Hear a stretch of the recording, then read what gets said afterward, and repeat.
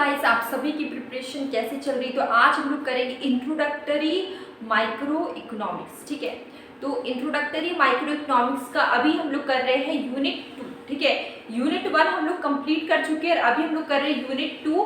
तो यूनिट 2 में डिमांड पढ़ना था, सप्लाई पढ़ना था। तो यहाँ पे हम लोग डिमांड से हम लोग ने स्टार्ट किया है, पहले डिमांड पढ़ना है। ठीक है, तो यहाँ पे हम लोग ने डिमांड, लॉ ऑफ डिमांड और डिमांड शेड्यूल, जिसमें इंडिविजुअल डिमांड, मार्केट डिमांड, ये सब हम लोग ने कर चुके हैं हम लोग। ठीक है, अब हम लोग कर रहे हैं movement along with demand curve, जिसका नाम है कॉन्ट्रैक्शन और एक्सपेंशन इन डिमांड कर्व। ठीक है, तो ये अभी हम लोग का क्लास ये चल रहा है।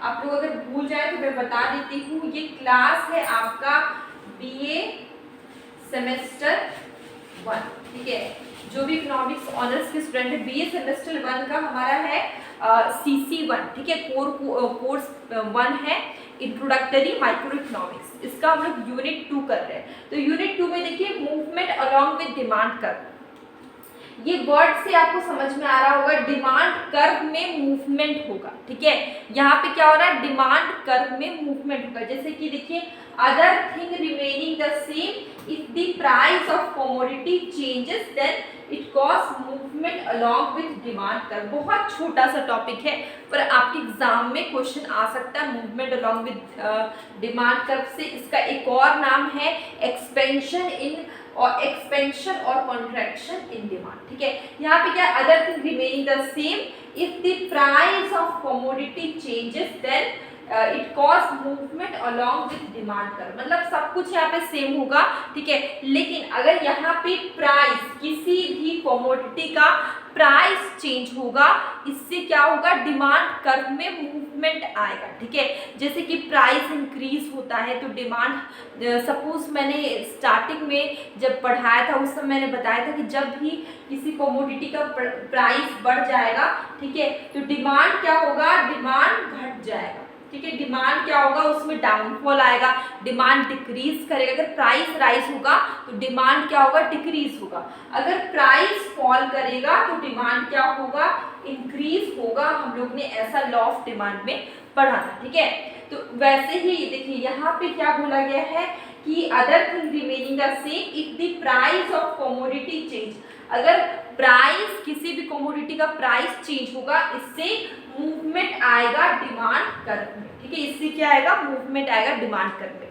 इसमें हम लोग ने 2 केस देखे। ठीक है, फर्स्ट केस क्या है, यहाँ पे केस 1, यहाँ पे क्या होगा, व्हेन प्राइस इंक्रीजेस, अगर प्राइस इंक्रीज होता है। ठीक है, व्हेन प्राइस इंक्रीजेस, अगर प्राइस इंक्रीज होता है तो क्या होगा, other thing remaining the same if the price of commodity increase. मैंने अभी बोला कि जब भी किसी कमोडिटी का प्राइस इंक्रीज होगा तो उसका जो क्वांटिटी डिमांड है वो क्या करेगा, वो फॉल होगा। ठीक है, प्राइस जब बढ़ेंगे तो क्वांटिटी डिमांड क्या होगा, फॉल करेगा। ठीक है, तो ये देखिए, जब प्राइस यहाँ पे बढ़ रहा है तो इसका जो डिमांड है वो क्या होगा, वो डिक्रीज होगा। तो आप देख सकते हैं प्राइस, आप इस डायग्राम में देखिए, मैंने एक डायग्राम बनाया, यहाँ पे देखिए प्राइस पहले ओपी था, अब ये इंक्रीज होगी ओपी से OP1 हुआ, प्राइस इंक्रीज हुआ। आप देख सकते हैं पहले जो क्वांटिटी डिमांड है वो OQ था,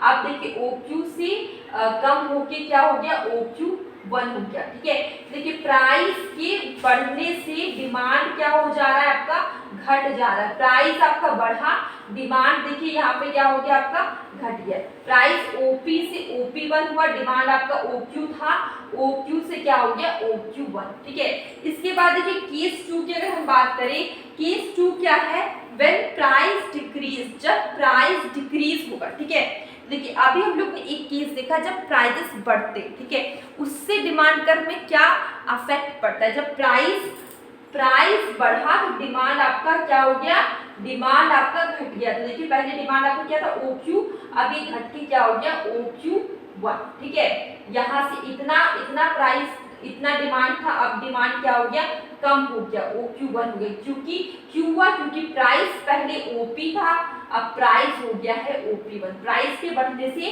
जो डिमांड है वो घट गया। ठीक है, अब सेकेंड केस की बात करें, case 2, other thing remaining the same if the price of commodity decrease. अगर किसी भी कमोडिटी का प्राइस डिक्रीज होगा, ठीक है, प्राइस अगर डिक्रीज होता है तो इसका जो क्वांटिटी डिमांड है वो क्या होगा, इंक्रीज होगा। क्वांटिटी डिमांड क्या होगा, इंक्रीज होगा। देख सकते हैं cost increase in demand which is known as expansion in demand. तो देखिए ये एक चीज क्लियर कर लीजिए यहाँ पे कि जब व्हेन प्राइस इंक्रीज, अगर प्राइस इंक्रीज होता है और क्वांटिटी डिमांड अगर घटेगा, क्वांटिटी डिमांड देखिए घटता है, ठीक है, क्वांटिटी डिमांड अगर डिक्रीज हो रहा है इसको हम लोग बोलते हैं कॉन्ट्रैक्शन इन डिमांड, ठीक है। जब क्वांटिटी डिमांड घटता है उसको हम लोग बोलते हैं कॉन्ट्रैक्शन इन डिमांड, और जब क्वांटिटी डिमांड बढ़ता है उसको हम लोग बोलते हैं एक्सपेंशन इन डिमांड, ठीक है। तो यहाँ पे देखिए हमारा क्वांटिटी डिमांड है, इस डायग्राम में देख सकते हैं, ये देखिए पहले OQ था, अब ये कम होके OQ1 हो गया, तो इसको हम लोग बोलेंगे कॉन्ट्रैक्शन इन डिमांड, क्योंकि जो डिमांड है उसमें डाउनफॉल आया है, डिमांड घट गया, इसको हम लोग क्या बोलेंगे, कॉन्ट्रैक्शन इन डिमांड। लेकिन देखिए यहाँ पे जो हम लोग केस 2 देखेंगे, यहाँ पे प्राइस के डिक्रीज होने के कारण जो आपका जो क्वांटिटी डिमांड है वो बढ़ जाए, प्राइस के डिक्रीज होने के कारण क्वांटिटी डिमांड बढ़ जाएगा। जब क्वांटिटी डिमांड बढ़ता है उसको हम लोग क्या बोलते हैं, एक्सपेंशन इन डिमांड, ठीक है। तो छोटे छोटे पॉइंट्स आपके इंपॉर्टेंट है, इसको हम लोग क्या बोलेंगे, एक्सपेंशन इन डिमांड। तो आप देख सकते हैं कि पहले डिमांड आपका OQ था, अब आपका OQ1 हो गया due to decrease in price, ठीक है, due to decrease in price. तो आप देख सकते हैं प्राइस पहले OP, यहाँ पे देखिए प्राइस पहले आपका क्या था, OP1 था, अब ये डिक्रीज होके क्या हो गया, OP हो गया है। तो प्राइस डिक्रीज हुआ जिस कारण आपका क्या होगा, यहाँ पे देख सकते हैं क्वांटिटी डिमांड पहले OQ था, बढ़ के क्या हो गया, OQ1, ठीक है। तो प्राइस के घटने से, ठीक है, प्राइस के डिक्रीज होने से क्वांटिटी डिमांड बढ़ता है, क्वांटिटी डिमांड बढ़ेगा तो इसको हम लोग क्या बोलते हैं, एक्सपेंशन इन डिमांड, ठीक है। तो ये बहुत छोटा सा टॉपिक था पर इंटरेस्टिंग था और इम्पॉर्टेंट भी। आपके जो लॉन्ग टाइप के क्वेश्चंस आते हैं उसमें आपको एक्सपेंशन और कॉन्ट्रैक्शन इन डिमांड या फिर इसका जो दूसरा नाम है movement along with demand curve, इससे क्वेश्चन आ सकता है, इसलिए छोटा टॉपिक मैंने एक में बताया। इसके बाद हम लोग कल शिफ्ट इन डिमांड कर्व करेंगे, ठीक है। तो इसके अलावा मैं ये कहना चाहती हूँ डेली मैं शॉर्ट वीडियो में शॉर्ट कंसेप्ट बताती हूँ, ठीक है। कभी कभी मैं उसमें MCQ क्वेश्चन भी पूछती हूँ, तो आप उसका आंसर ज़रूर करें। अब हम मिलेंगे लिखने।